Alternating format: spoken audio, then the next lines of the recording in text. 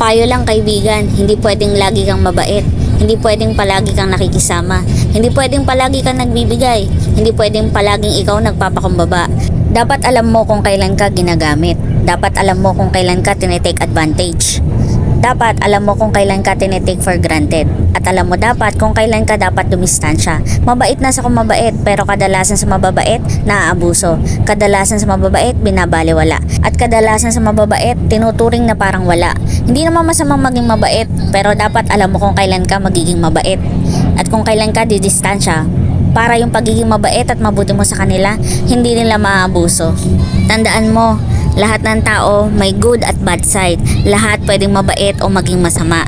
Depende na yan kung paano mo isasabuhay ang pagiging mabait.